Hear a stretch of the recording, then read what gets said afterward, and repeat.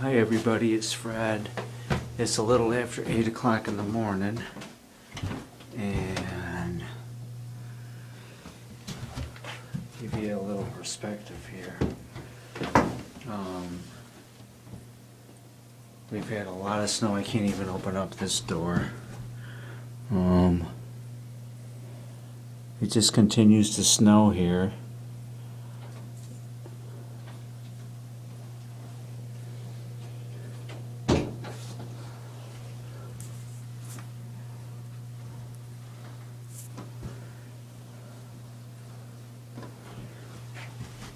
Just to give you a view here, what's going on.